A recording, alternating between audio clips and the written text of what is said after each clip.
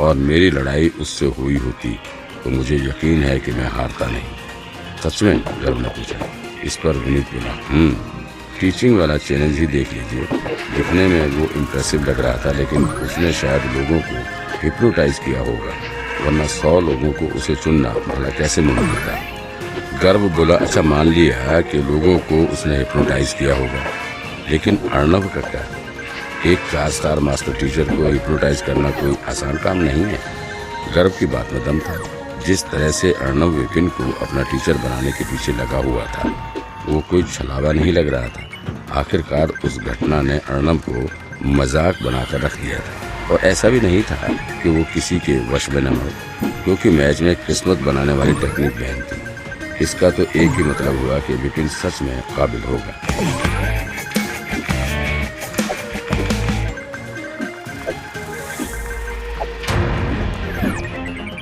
अपने टीचर गर्व की बात सुन विनीत हंसा और बोला, अर्णव का क्या? उसी अर्णव की वजह से ही तो मुझे विपिन का प्लान समझ में आया था। इतना बड़ा मास्टर टीचर विपिन जैसे लड़के को अपना टीचर क्यों बनाएगा? उसने जरूर ये सब सोच समझ कर किया होगा। उसने सोचा होगा कि ऐसी हरकतें करके वो विपिन को खुश कर देगा, लेकिन उसकी एक्टिंग इतनी बेकार थी कि उसका प्लान फेल हो गया। वरना आप खुद ही सोचिए कि कोई 4 स्टार मास्टर टीचर दूसरे 4 स्टार मास्टर टीचर को अपना टीचर क्यों बनाएगा? बात तो सही लग रही है तुम्हारी। क्या इसलिए तुम विपिन के लेक्चर में नहीं गए? गर्व ने पूछा। आखिर पब्लिक लेक्चर के बारे में तो उनके सेक्ट को भी पता था, लेकिन कोई भी उसका लेक्चर सुनने नहीं गया था। विपिन आगे बोला, सिर्फ एक लेक्चर ही तो है, वो भी बेसिक कॉन्सेप्ट पर। उसमें सुनने जैसा क्या है? वो भी वही चीजें दोहरा देगा जो आज तक बाकी मास्टर टीचर बोलते आए। मुझे यकीन है कि मैं भी उसके जैसा लेक्चर दे सकता हूँ। वहाँ जाकर टाइम वेस्ट क्यों करूँ अपना?